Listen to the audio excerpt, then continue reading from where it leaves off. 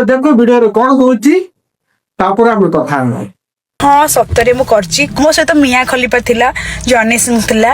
ପାଟିରେ ନାକରେ ଗାଣ୍ଡିରେ ଖପାକ ଖପ ଖପାକ ମତେ ଶୋଇବା ପାଇଁ କହିଲା, ମୁଁ ଶୋଇବାକୁ ମନା, ମୁଁ ମିଛଟାରେ କହିଥିଲି।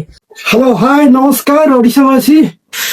ଆଜି ଆମେ କଥା ହଉଛୁ ଭାଇ ଯାତ୍ରା ଜଗତର ଏମିତି କଳାକାର ଏତେ ସଂସ୍କାରୀ ଝିଅ ଭାଇଙ୍କର ଫଟୋ ଖୋଜିଲେ ଭାଇ ତମକୁ କୋଉଠି ବି ମିଳିବ ନାହିଁ। ଇନଷ୍ଟାଗ୍ରାମରୁ ତାଙ୍କର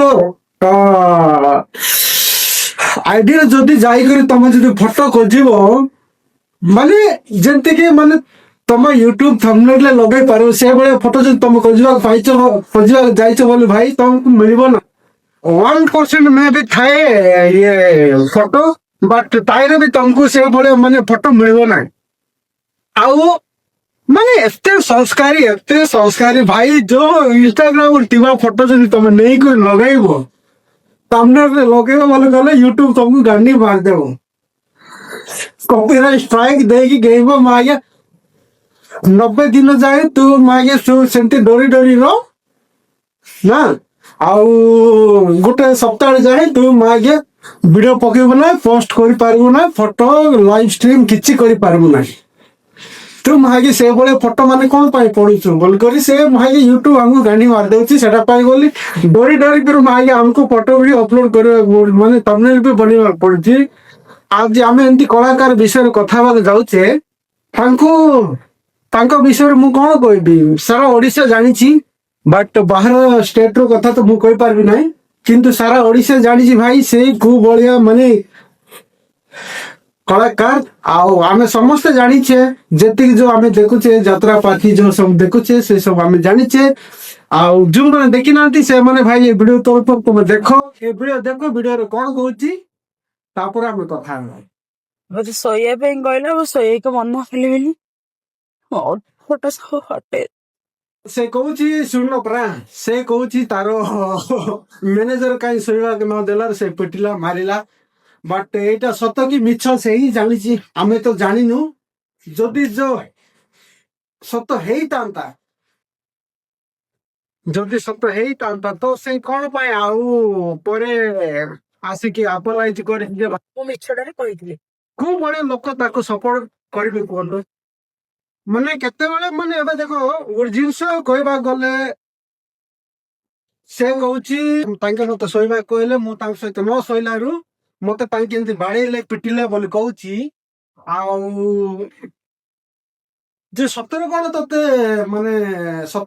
ତତେ ବାଡେଇଲେ ତାଙ୍କ ସହିତ ନ ଶୋଇବା ରେଟ୍ ଫିକ୍ସ ହେଇବନି, ତାପରେ ସିନା ହବ ଯେ ଏତେ ଆଇ ୱିଲ୍ ରେସ୍ପେକ୍ଟ, ବଟ୍ ମୁଁ ତମକୁ ଇନସଲ୍ଟ ମୁଁ କରୁନାହିଁ। ଯଦି ଇନସଲ୍ଟ ଲାଗୁଛି ସେଥିପାଇଁ ମୁଁ ସରି। ଆଉ ଆକ୍ଚୁଆଲି କଣ ବୋଲି କହିଲେ ତମେ ସେଇଭଳିଆ ଭିଡିଓ କରିଛ ବୋଲିକରି ଆମେ ସେ ବିଷୟରେ ଆମେ କଥା ହଉଛେ, ଅଦରୱାଇଜ ଆମେ କଥା ହେବା ପାଇଁ କିଏ। ଏ ଭିଡିଓଟା ଟିକେ ଦେଖ କଣ କହୁଛି ତାପରେ କଥାବାର୍ତ୍ତା ହେବା। ବିପି ଭିଡିଓ ହଁ ସତରେ ମୁଁ କରିଛି। କୋଲକାତା ଯାଇଥିଲି, କୋଲକାତାରେ ଆମେ କରିଛୁ। ମୋ ସହିତ ମିଆ ଖଲିପା ଥିଲା, ଜନି ସିଂ ଥିଲା। ଆଉ ମୋର ତ କୋଉଠି ଜାଗା ନାହିଁ, ମାନେ ପାଟିରେ ନାକରେ ଗାଣ୍ଡିରେ ମୁଣ୍ଡରେ ସବୁଥିରେ ଖପାକ ଖପ ଆସୁଛି ମୋର ନ୍ୟୁୟର୍କ କୁ। ସମସ୍ତେ ଦେଖିବେ। ତୁ ଯୋଉ କଥା କହୁଛୁ ଯୋଉଟା ବି କରିଛୁ, ତୁ କୋଲକାତା ଯାଇଥିଲୁ, ମୁମ୍ବାଇ ଯାଇଥିଲୁ, ଦିଲ୍ଲୀ ଯାଇଥିଲୁ, ୟୁଏସ୍ କୋଉଠି ବି ଯାଇକରି ସେ ଭିଡିଓଟା କଲୁ। ତ ମା ଆଗେ ତତେ ଲାଜ ଲାଗୁନି ମା ଆଗେ ଆମକୁ ଆସି କହିବା ପାଇଁ ଯେ ମୁଁ ସେ ଭିଡିଓ କରିଛି ଯାଇକରି ଦେଖ।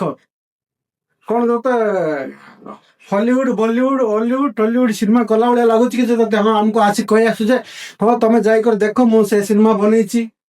ଲୋକମାନେ ହଜବେଣ୍ଡ ୱାଇଫ ସେ କାମ କଲେ ଲାଇଟ୍ ବନ୍ଦ କମରାରେ କରିବେ, ଆଉ କିଏ ନ ଜାଣେ ତୁ ବଇଲା ଭଳିଆ ଲୁଚିକି ରହିବେ। ତୁ ମା ଆଗେ କହିବା ଆସୁଛୁ କି ତୁ ସେକ୍ସ କଲେ ଆମେ ସେ ଭିଡିଓ ଯାଇକରି ଦେଖିବା ପାଇଁ ବୋଲି ଆମେ ଯଦି ବସିଛୁ କି।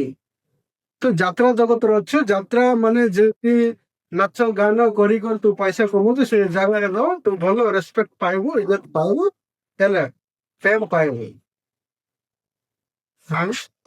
ନାଇଁ କି ତୁ ମା ଆସିକରି ତୁ ମୁଁ ଏମିତି ସେକ୍ସି ଭିଡିଓ କଲି, କୋଲକାତା ଯାଇଥିଲି, ତା ସହିତ ଗେଙ୍ଗି ହେଲି, ଆ ସହିତ ଗେଙ୍ଗି ହେଲି, ତା ସହିତ ଶୋଇଲି, କାହିଁକି ଏସବୁ। ତ ଭାଇ ଭିଡିଓ ବହୁତ ଲମ୍ବା ହେଇଗଲା। ମୋର ଚ୍ୟାନେଲରେ ଯିଏ ନୂଆ ଆସୁଛନ୍ତି ସେମାନେ ଭାଇ ଚ୍ୟାନେଲକୁ ସବସ୍କ୍ରାଇବ କର। ଆଉ ଭିଡିଓ ଭଲ ଲାଗିଲେ ଲାଇକ୍ କର, କମେଣ୍ଟ କର, ସେୟାର କର। ଧନ୍ୟବାଦ।